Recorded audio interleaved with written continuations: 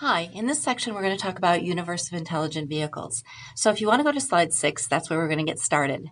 So let's define that universe of intelligent vehicles. What are we talking about?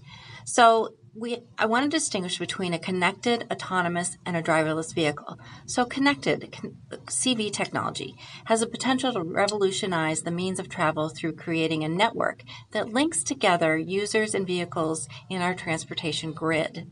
So by 2021, there'll be 380 million connected vehicles worldwide. Currently, that technology is here and it's being used and it continues to increase. We're talking about things like roadside assistance, satellite radio, remote diagnostics. And I want to give you an example of an impactful use of that connectivity. There's an e-call mandate in the EU. So in April of 2015, European Parliament passed a e-call regulation which requires all new vehicles to be equipped with cellular communication modules supporting e-call capability starting in April of 2018. So in other words, that government has stepped up and mandated that every new vehicle coming out has that connecting technology so that if something happens to the driver in the car, it's an automatic dial to what we call a 911 center. And it's something that they're doing to help promote safety in their country. So then, what is autonomous? Well, autonomous vehicles can help the driver perform safety critical tasks, but there's still a driver, and the driver has a role, and the technology is continuing to help them, like parking assist, lane assist, those type of technologies.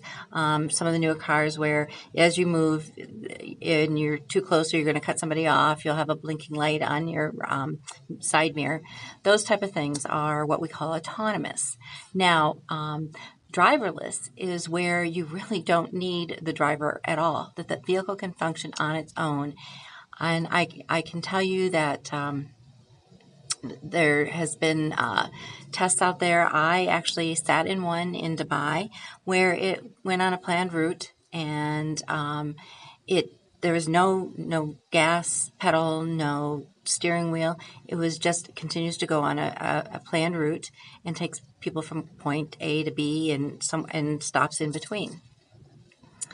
So, at a very high level, how does this technology work? The vehicle needs to communicate to its environment, whether it be other vehicles, the infrastructure, or systems within the car for guidance. Two technologies competing for possibly working together to accomplish are our 5G network that's now being rolled out, or our dedicated short-range communication, which is allowing vehicles to talk to each other, talk to the infrastructure, and the federal government has put out a band that has been reserved for dedicated short-range communication, and it was done in anticipation of this, but it hasn't been being used, and so the telecom industry is saying, give us some of that bandwidth. So there's a debate going on right now as to will the industry start making use of that dedicated short-range communication, or should it be turned over and for other uses? Wireless technology similar to that used every day to stay connected to email and social networks is being employed to improve the safety, mobility, and environmental impact of ground travel to and from your daily destinations. So, when we have vehicle to infrastructure or vehicle to vehicle communications, this can help the cars talk to each other and avoid crashes. U.S. DOT's Research and Innovative Technology Administration created a vision for V2V communication. The vision for U.S. DOT's Vehicle-to-Vehicle Communication for Safety program is that each vehicle on the roadway will eventually be able to communicate with the other vehicles, and that this rich set of data and communications will support a new generation of active after applications and systems. So it starts with the vehicle to vehicle and then it expands from there. The US DOT proposed a rule in December 2016 to mandate vehicle to vehicle communication on light vehicle fleets. This helps with crash avoidance, and the National Highway Traffic Safety Administration has been hard at work since 2014 to work with transportation planners to integrate into traffic lights, cameras, stop signs, and work zones to reduce congestion and improve safety. they published a rule in January of 2017 with a 90-day comment period.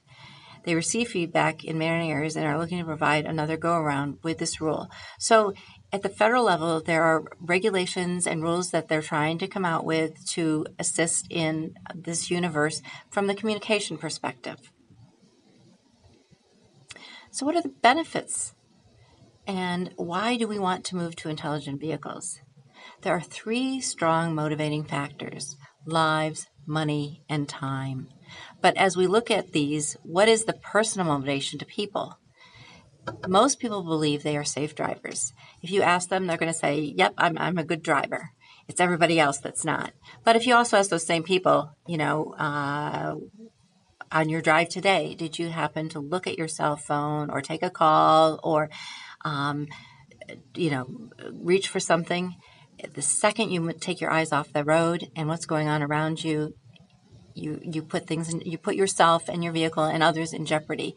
So the average car spends 95% of its time parked, and it is the second largest expense for U.S. households. So a car is a status symbol, and people are reluctant to give that up. So what can we do to motivate them to embrace this whole new era of autonomous vehicles? People do value their time, and this may be the largest appeal to people if we are talking about ride sharing or using reliable and convenient multimodal transportation systems. Putting aside personal motivation, what is truly critical is that 94% of serious crashes are due to human error. Just over 35,000 people died in vehicle-related crashes and 2.4 million with injuries in 2015 in the U.S. alone. The National Highway Traffic Safety Administration study showed that crashes in 2010 cost $242 billion, and that $57.6 billion was lost for workplace activity, and $594 billion in lost life and decreased quality of life. It's a huge expense and something that needs to be examined and why we should pay attention to it. As far as the travel experience, with autonomous vehicles, it smooths out the flow of traffic, which reduces the hours spent in stop-and-go traffic, which helps the fuel efficiency and low carbon footprint. If ride-sharing or driverless cars, it allows for the time to travel to be more productive. It also offers more opportunity for our disabled to travel and improve their job opportunities. It allows our elderly population to stay mobile and not rely on family to take them places, so it improves the quality of their lives. Some of the examples in improving travel time reliability, synergies among applications, increase benefits, and reduce costs. Reduce incident delay with incident screen pre-approval staging guidance for emergency responders and incident scene work zone alert for drivers and workers. Improve bottleneck throughput and speed, harmonization, and queue warnings, and emergency electronic brake lights. Forward collision warning, managed diversion. These are all examples, and I provided slides with each of these examples of where this technology is being used and where it's being introduced. So going through those, you'll see evolution of personal and mass transit, automatic road law enforcement with traffic cameras, emergency management systems with information in vehicles and emergency operations centers, assist with electronic toll collection. If you go to the slide that shows slide 15, this was taken last year on the Thruway from Storm Stella. So dealing with storm situations is a real hazard to traveling on our roads, and it's something that's the Thruway's number one priority is the safety of our roads, keeping them open but keeping them safe.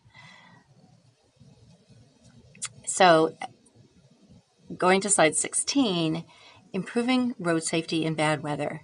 As you saw in the previous slide, there are conditions that are very real to us, and safety being our number one priority, it is critical that we make use of new technologies to improve the safety to both the public traveling on our highway as well as to our workers, not just in snow conditions, but during incidents and road repair.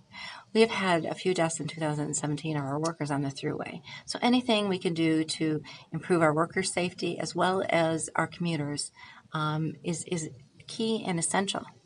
So whatever we can do to protect them, we are exploring.